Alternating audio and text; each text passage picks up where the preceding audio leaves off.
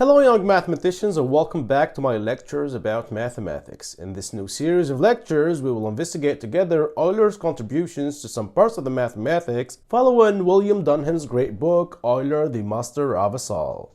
In our first lecture, we will explore the Basel problem, which made Euler a famous mathematician. This problem actually is about summing the reciprocal of perfect squares, meaning that we would like to sum the infinite series 1 plus 1 divided by 4 plus 1 divided by 9 plus 1 divided by 16 until infinity, which is the same thing as 1 plus 1 divided by 2 squared plus 1 divided by 3 squared plus 1 divided by 4 squared, and so on and so forth. And guess what? This sum is equal to, surprise, pi squared divided by 6.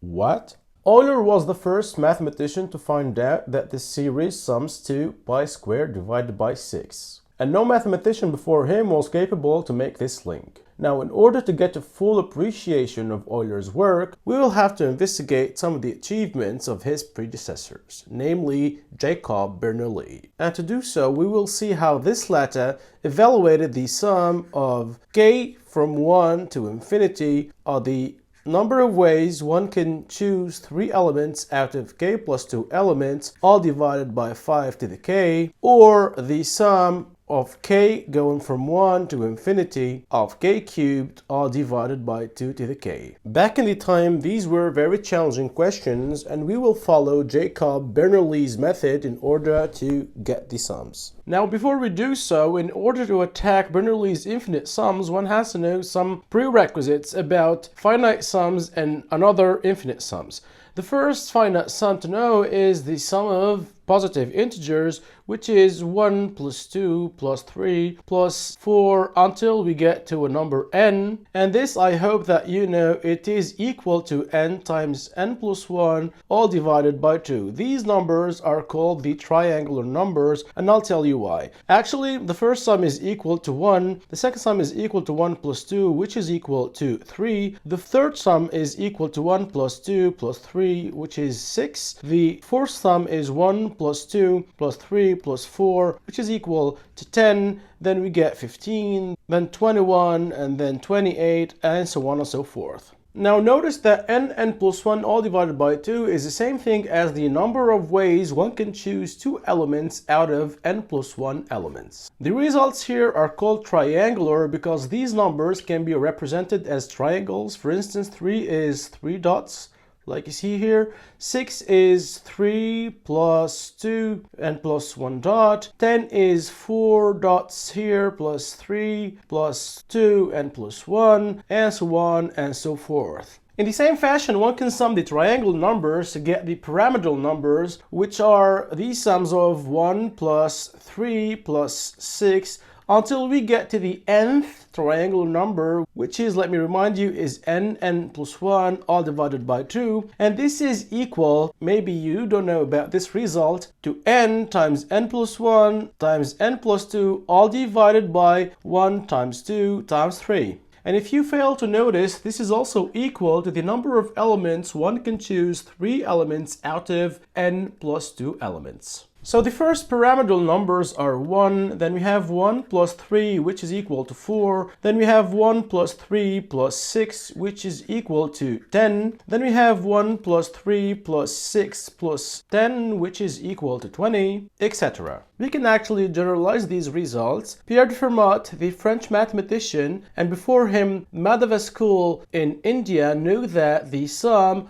of k equals to 1 until n of k is equal to n plus 1 all divided by 2, and this is our sum of the positive integers. Then the sum of k to 1 until n of k plus 1 all divided by 2 is equal to n plus 1, n plus 2 all divided by 1 times 2 times 3. And more generally, the sum of k to equals to 1 to n of k plus 1, k plus 2 all divided by 1 times 2 times 3 is equal to n plus 1, n plus 2, n plus 3 all divided by 1 times 2 times 3 times 4. And one actually could prove these by a simple induction. So these are called figure-8 numbers because one can represent them with figures. And of course, likewise, 1, 4, 9, 16, 25, the sequence of perfect squares, and the cubic numbers 1, 8, 27, 64, 125 have also geometric meaning.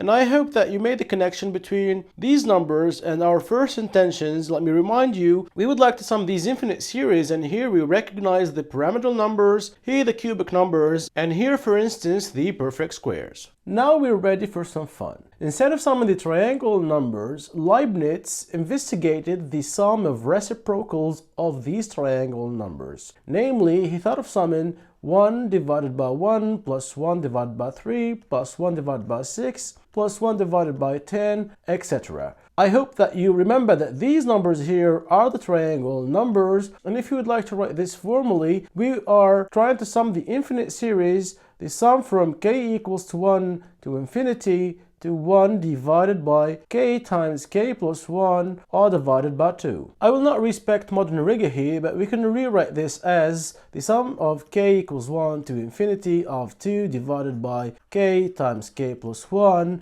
which is also 2 times the sum from k equals 1 to infinity to 1 divided by k all multiplied by k plus 1. So sum of the reciprocals of triangle numbers is twice sum of the reciprocals of k plus 1, meaning the product of two consecutive integers. So sum of this infinite series is essentially the same thing as summing 1 divided by 1 times 2 plus 1 divided by 2 times 3 plus 1 divided by 3 times 4, etc. In order to sum this one, Leibniz remarked that 1 divided by 1 times 2 is the same thing as 1 divided by 1 minus 1 divided by 2, and 1 divided by 2 times 3 is the same thing as 1 divided by 2 minus 1 divided by 3, and 1 divided by 3 times 4 is the same thing as 1 divided by 3 minus 1 divided by 4 until we get to infinity. Now notice that this sum here telescopes, which means that it is a sum of consecutive differences. So here we can remove minus 1/2 plus 1/2, minus 1/3 plus 1/3, minus 1/4 and plus 1/4 here. And in a formal manner, we could write that the sum from k equals to 1 until n of 1 divided by k times k plus 1 is equal to the sum from k equals to 1 to n of 1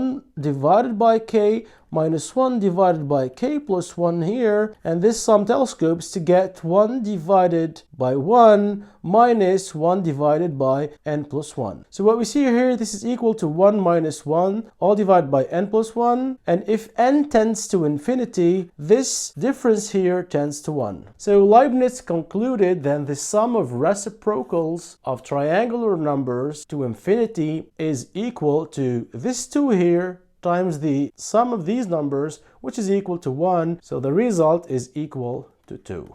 Leibniz did not stop to the sum of reciprocals of triangle numbers, and he went even further to check the sum of reciprocals of pyramidal numbers. In other terms, Leibniz wanted to evaluate the infinite sum from k equals to 1 to infinity of 1 divided by k times k plus 1 times k plus 2 all divided by 1 times 2 times 3. This, of course, is the same thing as the sum of 1 divided by the number of ways one could take 3 elements out of k plus 2 elements. Of course, k goes from 1 to infinity. In other terms, this is equal to the sum of k equals 1 to infinity of 1 times 2 times 3 all divided by k times k plus 1 times k plus 2, which is also the same thing as 3 times the sum of k equals to 1 to infinity of 2 all divided by k times k plus 1 all times k plus 2. I kept the 2 here for a good reason, which is this sum is actually a telescoping sum as the sum of reciprocals of triangle numbers. Indeed, one has that 2 divided by k times k plus 1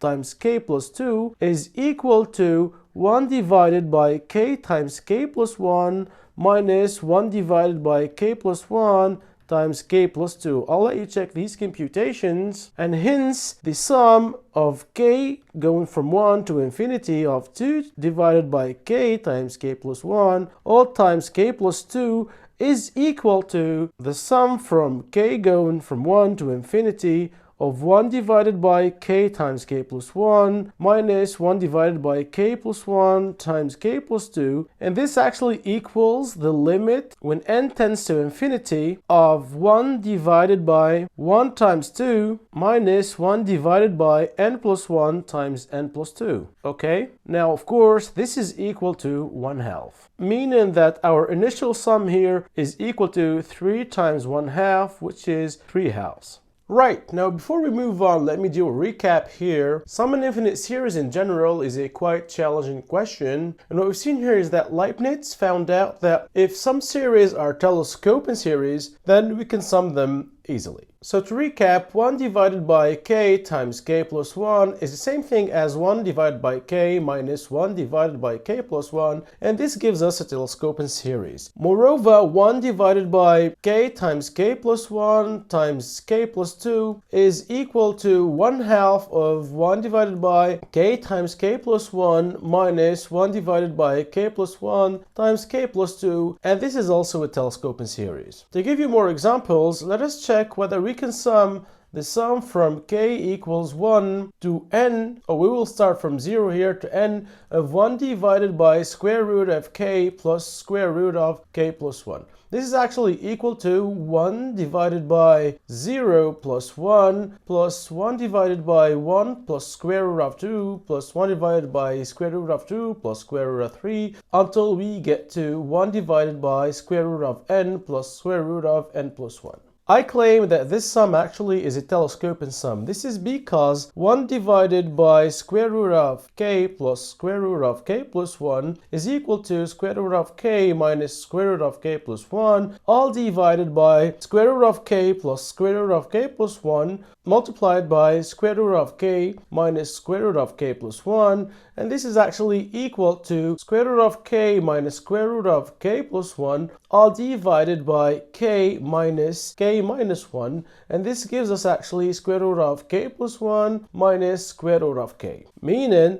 that the sum from k equals to 0 to n of 1 divided by square root of k plus square root of k plus 1 is the same thing as the sum of k going from 0 to n of square root of k plus 1 minus square root of k, and this is actually equal to square root of n plus 1. Now if you take the limit to infinity, this actually does not converge and it goes to infinity, meaning that this sum here is a divergent sum. Now, one last application of the telescoping method is how to sum a geometric series. Namely, we would like to sum 1 plus q plus q squared plus q cubed until we get to infinity, or we will stop here to q to the n. To do so, one notices that this is actually a telescoping sum, and because q to the k plus 1 minus q to the k is equal to q times q to the k minus q to the k, which is also the same thing as q to the k times q minus 1. This gives us that q to the k itself is equal, when q is different from 1, of course, to 1 divided by q minus 1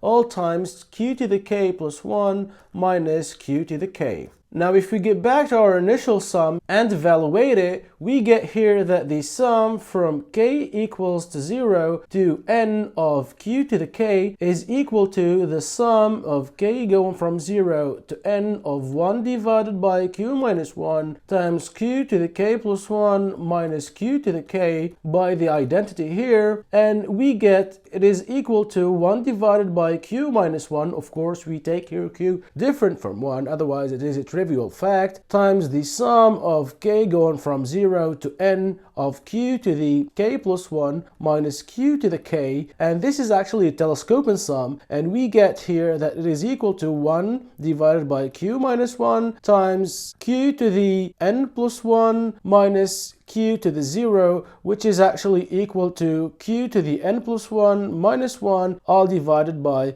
q minus 1. Nice, right? Now if you would like to take this to infinity, and if q is in absolute value is lesser than 1, one gets that this is equal to 1 divided by 1 minus q. Bingo. Now I claim that we're ready to address Jakob Bernoulli's sums. Let me remind you that we were off to summon the infinite series, the sum from k equals 1 to infinity of the number of ways one could choose 3 out of k plus 2 elements, all divided by 5 to the k, and the second sum was the sum from k equals to 1 to infinity of k cubed, all divided by 2 to the k. In order to do this strategy of Bernoulli was to go from the simple to the more complicated. And he started with an infinite series having the natural numbers as numerators and the geometric progression as denominator. Indeed, to start, Jakob proved if d is strictly greater than 1, then 1 divided by b plus 2 divided by bd plus 3 divided by bd squared plus 4 divided by bd cubed until infinity is equal to d squared all divided by b times d minus 1 all squared. To do so, our mathematician decomposed this infinite sum into a sequence of infinite geometric series easy to sum. Namely, he started with 1 divided by b plus 1 divided by bd plus 1 divided by bd squared plus 1 divided by bd cubed until infinity, and this is equal to 1 divided by b times 1 plus 1 divided by d plus 1 divided by d squared until infinity, and this is the sum of his geometric series actually, and which equals to infinity to 1 divided by b times 1 all divided by 1 minus 1 divided by d, and if you do the computations, this is equal to d divided by b times d minus 1. The second sum Jakob took was 1 divided by bd plus 1 divided by bd squared plus 1 divided by bd cubed until infinity, and this is also is 1 divided by b d all times 1 plus 1 divided by d plus 1 divided by d squared until infinity, and one guessed that this is equal to 1 divided by bd times 1 divided by 1 minus 1 divided by d, which is equal to 1 divided by b times d minus 1, naturally, because actually we divided this one by d. The third geometric series that Jakob took was 1 divided by bd squared plus 1 divided by bd cubed until infinity, of course, it's in the same fashion, and this is equal to 1 divided by bd squared all times 1 plus 1 divided by d plus 1 divided by d squared until we get to infinity, and this is equal to 1 divided by bd squared times 1 divided by 1 minus 1 divided by d, which is equal actually to 1 divided by bd all times d minus 1. Our mathematician did not stop here, and he took as well the infinite geometric series 1 divided by bd cubed plus 1 divided by bd to the fourth until infinity, and this is equal to 1 divided by bd cubed all times 1 plus 1 divided by d plus 1 divided by d squared until infinity, and if we sum this using our geometric series summation, one gets that this is equal as well to 1 divided by bd squared all times d minus 1, and so on and so forth. Now what Jakob did is actually quite tricky, because in order to get the sum here, all he has to do now is to sum all the columns you see here. So the 1 divided by b is this 1 divided by b, then the 2 divided by bd is 1 divided by bd plus 1 divided by bd, the 3 divided by bd squared is here 1 divided by bd squared plus 1 divided by bd squared plus 1 divided by bd squared, the 4 divided by bd cubed is the 4 terms that you see here, etc. Hence, one gets that 1 divided by b plus 2 divided by bd plus 3 divided by bd squared plus 4 divided by bd cubed until infinity is equal to d divided by b times d minus 1, which is the first sum we saw before, plus 1 divided by b times d minus 1 plus 1 divided by bd times d minus 1 plus 1 divided by bd squared times d minus 1 until infinity, And this sum is actually equal to d divided by d minus 1 all times 1 divided by b plus 1 divided by bd plus 1 divided by bd squared plus infinitely many terms in this geometric series. And we get hence this is equal to d divided by d minus 1 times 1 divided by b all times 1 plus 1 divided by d plus 1 divided by d squared until infinitely many terms we sum here, and we get that this is equal to d divided by d minus 1 times 1 divided by b times 1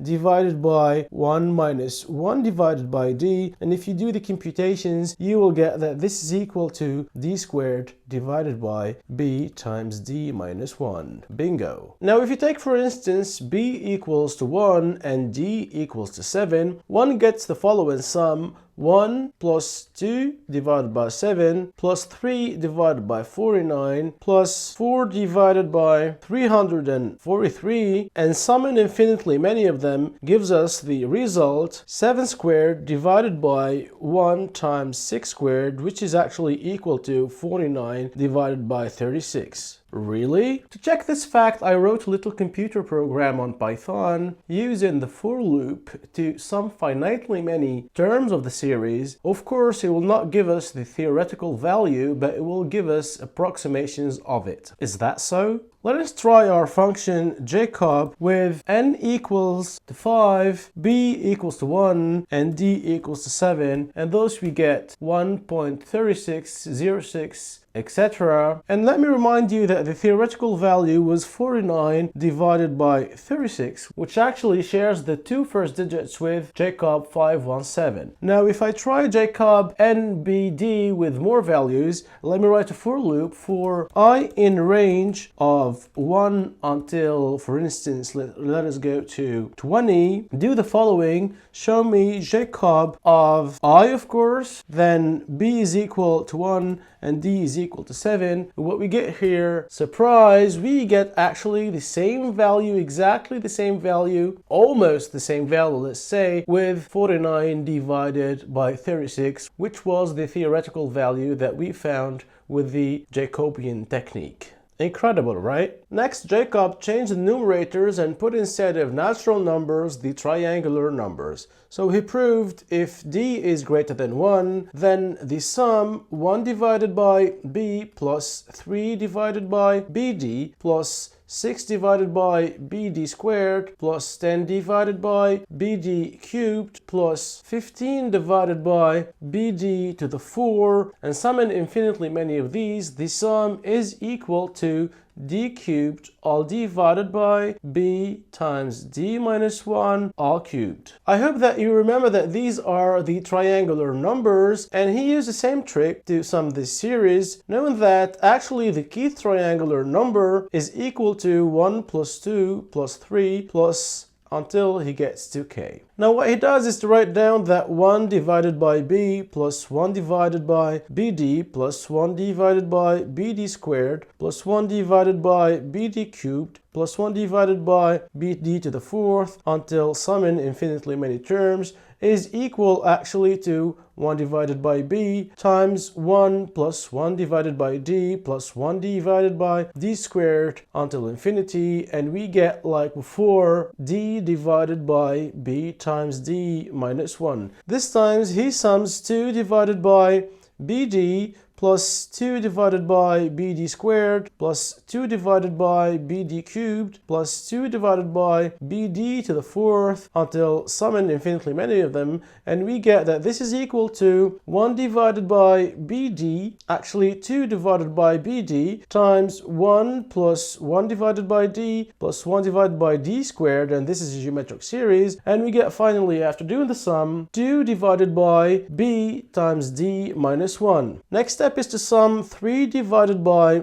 bd squared plus 3 divided by bd cubed plus 3 divided by bd to the 4th, and sum and then infinitely many of them to get that this series is equal to 3 divided by bd times d minus 1. In the same fashion, we put here 4 divided by bd cubed plus 4 divided by bd to the fourth, and so on and so forth. And we get that this is equal to 4 divided by bd squared all times d minus 1. Now, in order to find this sum here, all Jacob had to do is to sum this in columns. First column, if you sum the second column, you get 3 divided by bd. If you sum the third column, you get 1 plus 2 plus 3, and this is actually equal to 6. And when we sum the fourth column, we get 1 plus 2 plus 3 plus 4, and this is equals to 10, etc. So our initial sum is equal to 1 divided by b plus 1 plus 2 divided by bd plus 1 plus 2 plus 3 divided by bd squared plus 1 plus 2 plus 3 plus 4 divided by bd cubed, and so on and so forth. And this is actually equal to d divided by b times d minus 1 plus 2 divided by b times d minus 1 plus 3 divided by bd times d minus 1 plus 4 divided by bd squared times d minus 1. And if you factorize all the expression by d divided by d minus 1, one gets that this is equal to d divided by d minus 1 times 1 divided by b plus 2 divided by bd plus 3 divided by bd squared plus 4 divided by, of course there are infinitely many of them here, 4 divided by bd cubed, etc. And this is actually equal to the previous sum we checked. Remember, we had 1 divided by b. In the numerators, we had all the natural numbers, and in the denominator, we had a geometric series. And this actually equals to d divided by d minus 1 times d squared divided by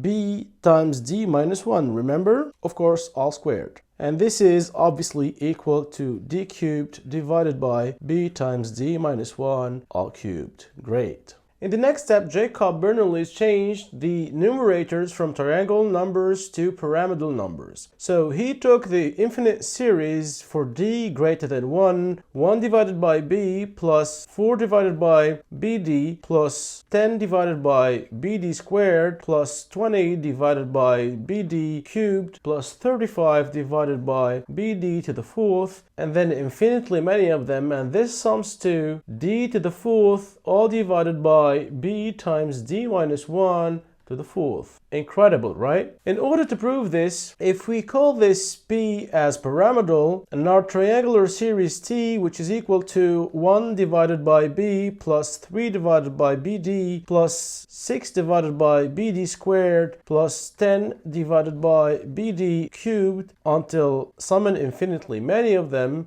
I remind you that this is equal to d cubed divided by b times d minus 1 cubed. We get that actually p is equal to 1 divided by b plus 3 divided by bd plus 6 divided by bd squared plus 10 divided by bd cubed until summing infinitely many of them, plus 1 divided by bd plus 4 divided by bd squared plus 10 divided by bd cubed plus 20 divided by bd to the fourth, and etc. And here actually we recognize that this is equal to t, and this one here is equal to 1 divided by d times p. And I hope you see why this is true. Now from this we get the equation p is equal to t plus 1 divided by d times p, which gives us that 1 minus 1 divided by d all times p is equal to t, which implies that p itself is equal to t divided by 1 minus 1 divided by d,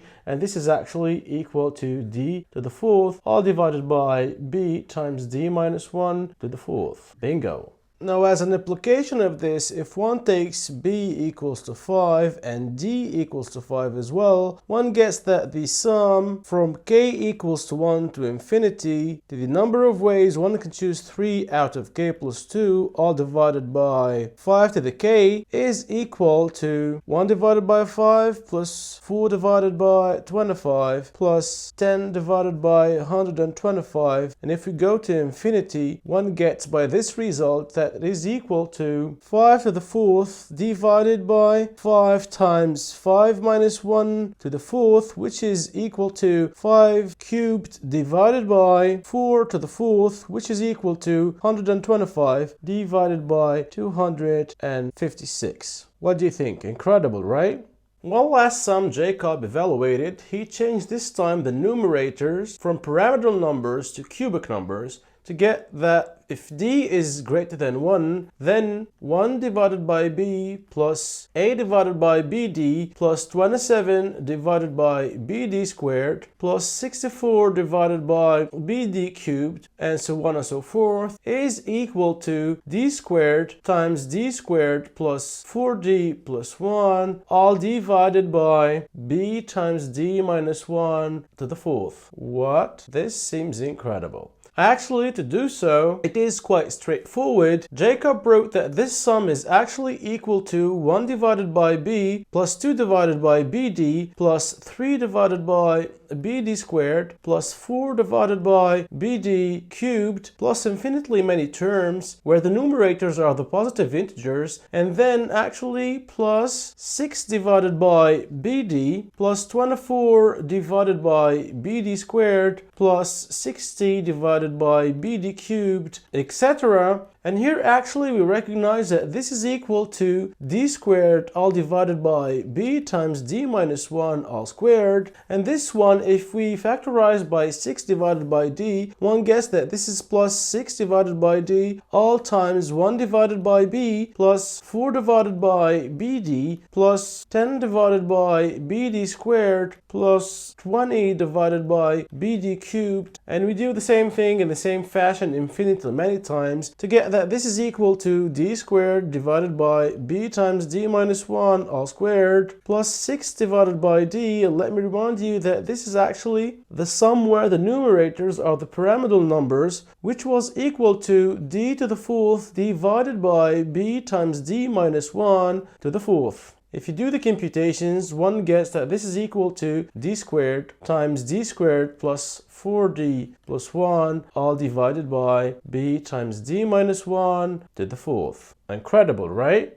Now if you let b equals to 2 and d equals to 2, one gets that the sum from k equals to 1 to infinity of k cubed divided by 2 to the k is equal to 1/2 plus 8 divided by 4 plus 27 divided by 8 plus 64 divided by 16, etc. And this is equal to, surprise, 26. What? Cool, right? Jakob Bernoulli was definitely a very talented mathematician, but unfortunately he failed to sum the reciprocals of perfect squares, and this is where the brilliant mind of Euler enters, where he took the analysis of infinite series to a whole different another level. Thank you for listening and see you soon for part 2 of this lecture.